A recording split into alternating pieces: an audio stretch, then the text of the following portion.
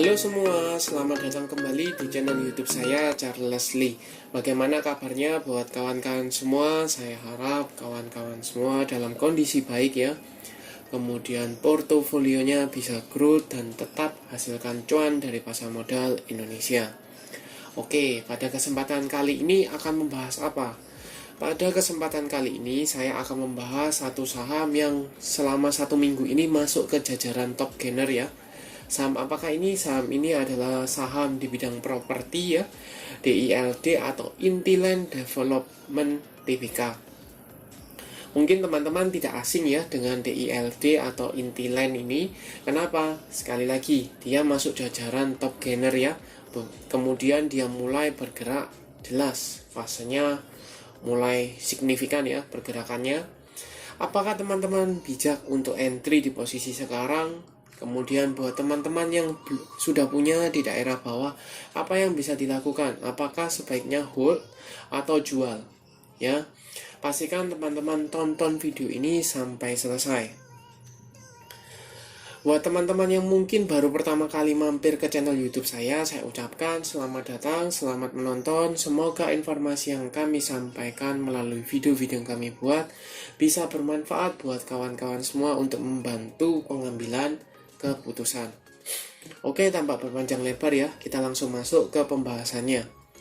Untuk DILD atau Intiland ini tanggal 26 Mei ya, mengalami penguatan 2 digit ya, 10,26% ke level 258. Buat teman-teman yang belum tahu, DILD ini Intiland Development Tbk ya, sektornya properti. Kemudian teman-teman pasti sangat familiar karena ada beberapa atau pemberitaan yang keluar ya, bahwa Pak LKH atau Lok Keng Hong itu punya saham ini ya. Jadi dia investasi salah satunya di DILD atau Intiland Development Tbk. Nah, apakah itu yang menjadi pendorongnya?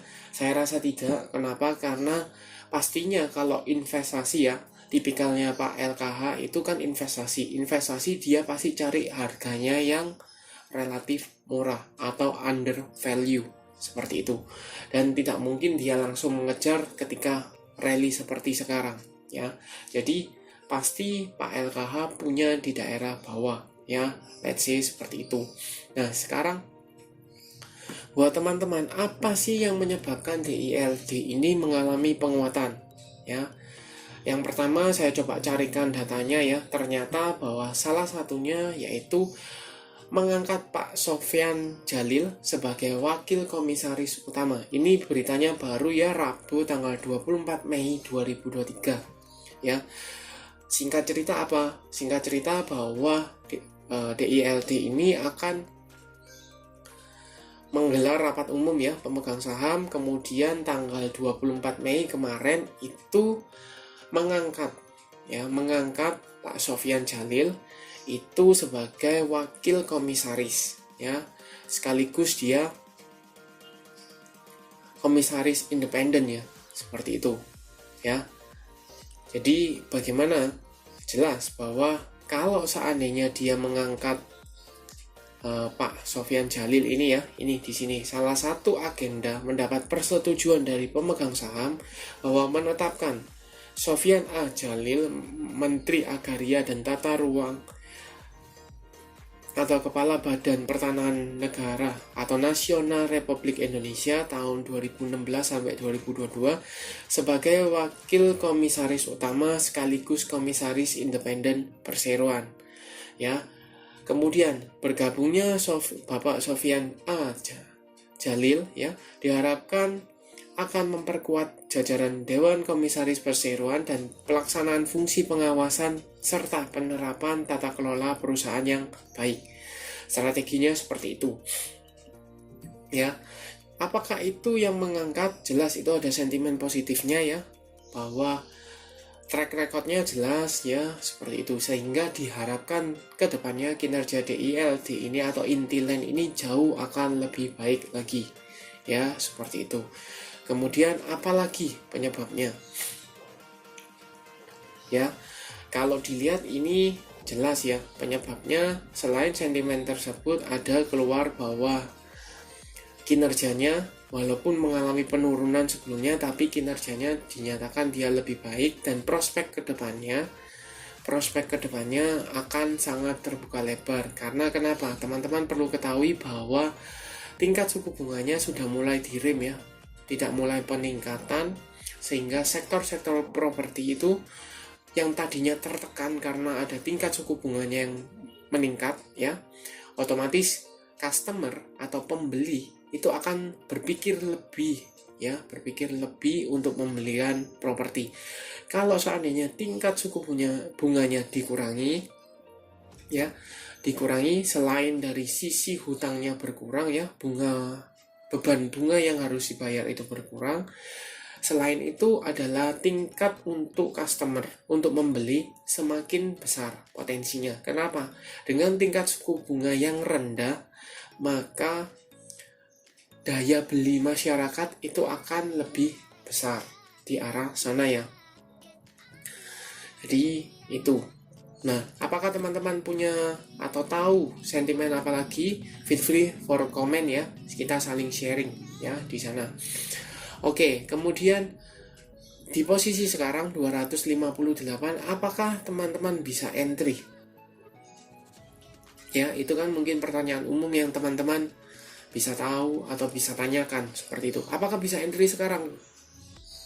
Jawabannya menurut saya adalah tidak. Saya pribadi preferkan tidak. Kenapa? Jangan mengejar saham yang sudah mengalami kenaikan tinggi. Kenapa? Saya berkaca ke harga di awal saja, awal Mei ya, range antara di awal Mei di area sini ya, di 170-an lah, sampai dengan posisi sekarang itu sudah mengalami kenaikan 53% ya. Jadi kalau teman-teman punya di harga 170-an, teman-teman sudah floating profit itu 50%-an ya, jadi cukup besar. Nah, pertanyaannya adalah apakah bijak teman-teman entry di sekarang dengan posisi ya, let's say market makernya sudah untung nih, sudah punya barang, pasti market maker punya itu di daerah bawah ya, pastinya. Nah, mereka sudah untung, teman-teman retail, investor retail baru tertarik ketika dia sudah mengalami kenaikan tinggi seperti ini. Teman-teman baru hajar sekarang. Logikanya teman-teman bakal untung atau teman-teman bakal buntung ya. Tapi ini disclaimer on, apakah bisa jadi DILD ini akan rally naik lagi ke let's say misalnya 300, 400, mungkin saja ya. Kita kan tidak bisa tahu market makernya ini mau mengangkat atau menggerakkan sampai sejauh mana ya, itu yang tidak bisa kita pastikan. Tapi yang jelas adalah teman-teman bisa batasi resikonya. Kalau teman-teman mau coba-coba fast trade ya, mungkin scalpingan, mungkin bisa.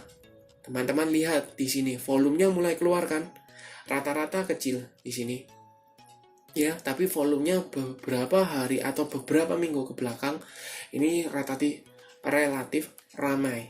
Jadi mungkin scalpingan, mungkin bisa. Tapi masalahnya bisa nggak kalau teman-teman untuk swing trade misalnya, oh ini kan naik terus nih, mungkin saja bisa naik, mungkin.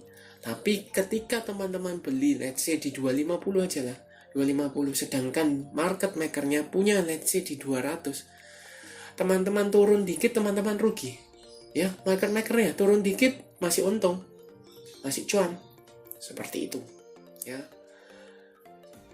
seperti itu. Tapi jelas di sini kalau teman-teman tanya apakah ada akumulasi, menurut saya jelas ada akumulasi. Kenapa? Garis EMA 50-nya di atas ya, di 182, EMA 200-nya ada di 170-an. Kemudian garis EMA CD ini jelas mengarah ke atas, menunjukkan apa? Tekanan atau dorongan belinya ada. Ya, seperti itu. Kita coba cek ke broker summary-nya. Ya. Jadi sedikit menyinggung ya, bahwa biasakan teman-teman lihat itu dari beberapa faktor. Pertama, chart ya, teknikalnya seperti apa. Kemudian volume bisa alat bantunya garis MACD juga bisa, kemudian cross checkkan ke broker summary ya. Broker summary-nya saya coba cekkan tanggal 22 sampai tanggal 26 dengan value net. Kita coba cek di sini. Ada akumulasi ya, jelas ada akumulasi di sini ya. Akumulasinya oleh siapa? XL, PD, CC, XC, dan AK. Teman-teman lihat ya, PD, XC ya. Ini mulai retail mulai masuk ya. Retail mulai ambil jelas di sini ya. Rata-rata berapa? 230-an. Jadi posisinya di sekitar sini, 230-an. Apakah posisi sekarang untung? Jelas, untung sudah hampir 12%, 11-12%. Seperti itu ya. Nah, kemudian apa yang perlu diperhatikan di sini? Ya, ini disclaimer on, kebetulan saya tidak memantau terlalu lama untuk DILD ya. Saya tidak mengikuti track recordnya. Cuman teman-teman perlu lihat dua broker summary di sini. Kenapa? Yang menarik menurut saya, teman-teman pantau dua broker summary ini ya, atau dua broker ini. Kenapa? Kalau saya coba tarik ya, di sini kan ada ya jelas aset GR ya, EP itu MNC ya. Saya lihat dua ini aja, dua tertingginya, dua terbesarnya, aset dan GR. Di sini jelas kenaikannya ini kan di sini ya tanggal 22 di sini. Di sini sampai di sini mengalami kenaikan. Ada akumulasi jelas, tapi ada dua broker retail, PD, XT. PD itu IPOT ya. Kemudian XT ajaib ya, di sana ajaib sekuritas ya. Seperti itu. Apakah itu bisa pasti retail? Belum tentu juga. Ada mungkin market maker yang pakai broker retail, tapi mayoritas retail punya. Ya. Tapi kalau untuk aset sama GR di sini yang saya titik beratkan di dua ini ya. Teman-teman bisa lihat aset ini jualan. Kenapa jualan? Jelas dong. Ada yang buang barang supaya ada yang nampung. Kalau dia cuman ada yang nampung tapi tidak ada yang buang barang, harganya pasti naik tapi tidak ada akumulasi. Ya. Jelas di sana. Tapi di sini kan jelasnya adalah ada yang nampung atau ada akumulasi, tetapi pasti ada yang buang barang. Yang buang barang siapa? Yang buang barang adalah aset dan GR. Kenapa? Saya coba trace di sini. Saya tarik lebih lama. Tanggal 15. Yang buang siapa? Tetap aset, GR. Jumlahnya lebih besar, ya. Saya ulangi di sini. Tanggal 22. 7,5 miliar. Ya, 6,1 miliar. Buang barang. Apakah yang EP itu tidak perlu dipantau? Boleh teman-teman lihat, tapi saya hanya mencontohkan dua ini. Ya. Di sini. Kemudian saya tarik lebih panjang, tanggal 15, dia buang barang berapa? Aset buang barang 16,5 miliar. GR buang barang 5,3 miliar. Ya, buang barang. Yang nampung siapa? Kalau selama 2 minggu ini PD, XD. Ya, walaupun ada XL, XQ, AK seperti itu, tapi retail yang punya di harga bawah, relatif bawah ya, tapi sudah punya dalam jumlah besar. Ya, teman-teman bisa lihat di sini akumulasi tapi sudah mulai buangan barang. Seperti itu. Kesimpulannya bagaimana? Kenaikan ini disertai dengan buangan barang ya. Beberapa market maker atau beberapa bandar yang punya ya memanfaatkan kenaikan ini untuk jualan. Ya. Walaupun jelas ada yang nampung sehingga harganya masih tetap naik. Tapi pertanyaannya, sampai kapan dia akan menampung buangan barangnya tersebut? Ya, seperti itu. Itu menurut saya. Bukan berarti bandarnya dari DILD ini aset sama GR. Belum tentu. Tapi jelas kelihatan dalam broker summary-nya itu ada buangan barang atau minimal lah. Kita tidak ngomong tidak ngomong bandarnya ya, tapi jelas di sana kelihatan dimanfaatkan untuk jualan. Jadi kenaikan ini ada atau dimanfaatkan untuk jualan dalam jumlah relatif masif. Kemudian teman-teman bisa cek juga beberapa broker yang akumulasi itu mulai retail, ya, mulai retail. Jadi apakah berprospek? Jelas sahamnya masih berprospek, tapi pertanyaannya adalah apakah masih mampu atau masih akan diangkat? Nah, itu yang tanda tanya besar yang mungkin bukan kapasitas saya untuk menjawab, ya. Tapi minimal kalau dilihat secara tren di sini jelas dia fasenya mulai uptrend, garis EMA 50-nya mulai mengarah ke atas, EMA 200-nya pun mulai mengarah ke atas, volume MACD juga oke, ya. Jelas ada akumulasi walaupun ada buangan barang seperti itu. Nah, pertanyaannya buat teman-teman nih, tadi kan sudah tahu toh, buat teman-teman yang belum punya apakah bisa entry? Lebih bijak teman-teman tunggu wait and see. Mau dibawa kemana sih DILD ini? Seperti itu. Nah, buat teman-teman yang sudah punya di daerah bawah, yang harga rata-ratanya ya, sekali lagi harga rata-ratanya itu under 220-an, apa yang bisa dilakukan? Teman-teman masih sangat layak di hold yang under 220-an. Kenapa? Teman-teman bisa lihat di sini rata-rata ya 220-an. Jadi harga teman-teman itu kurang lebih sama. Ini ngomong kurang lebih sama. Jadi kalau misalnya dibawa turun sampai ke level mendekati tersebut, teman-teman masih minimal BEP atau floating profit sedikit, ya, seperti itu. Tapi kalau teman-teman hajar sekarang dibanting sampai 220, teman-teman minusnya dalam, seperti itu, ya. Jadi kalau teman-teman punya di daerah bawah sangat layak di hold. Kemudian perhatikan titik atau area resist berikutnya ya. Area resist berikutnya di mana jelas di 280-an ya. Di sini 280. Ini jelas ada area resist ya, yang tahun 2020 tersentuh tetapi gagal break. Jadi area sini ya, teman-teman bisa pantau. Kalau seandainya DILD ini tidak mampu breakout, maka ada besar kemungkinan dia akan mengalami penurunan. Kemudian saya bahas juga candlenya ya. Candlenya opening sama dengan low, ya. Opening sama dengan low, high sama dengan close. Jadi ini menunjukkan apa? Kontinuitas, ya, kelanjutan. Jadi apakah besok akan melanjutkan kenaikan? Menurut saya kemungkinan besar akan melanjutkan kenaikan. Kalau tidak ada halangan ya, tidak ada halangan secara khusus gitu ya, maka dia akan melanjutkan kenaikan. Tapi pertanyaannya apakah akan ditutup dengan kenaikan? Itu yang teman-teman perlu perhatikan ya. Teman-teman mungkin yang scalping bisa mengincar ya, sekali lagi scalping mungkin bisa mengincar. Kenapa?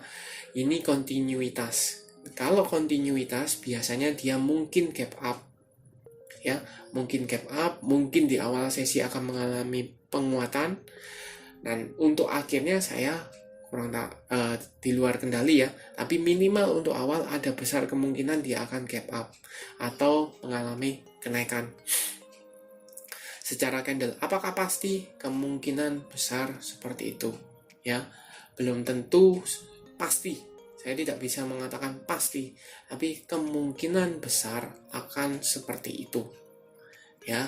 Jadi teman-teman bisa pantau untuk DILD. Apakah fast trade? Mungkin masih bisa, volumenya keluar kan, itu mungkin masih bisa. Tapi kalau teman-teman mengincar ke atau swing trade jangka panjang, teman-teman lebih bijak kalau seandainya tunggu ketika dia koreksi ya, konsolidasi bentar, membuat base, itu mungkin baru bisa cicil beli di arah sana. Oke. Saya harap analisa ini menjawab pertanyaan dari teman-teman ya, membantu teman-teman apa yang harus dilakukan, seperti itu. Oke, sekian untuk video kali ini. Terima kasih sudah menonton sampai akhir. Jangan lupa like, share, dan subscribe channel YouTube saya. Dan buat teman-teman sekalian, feel free for comment ya. Feel free for requestan saham. Mungkin saya tidak rutin ya, tidak terlalu rutin karena kesibukan juga. Tapi saya sebisa mungkin akan buatkan analisanya ya. Jadi feel free for comment. Terima kasih sudah menonton sampai akhir. Sampai jumpa di video analisa saham berikutnya.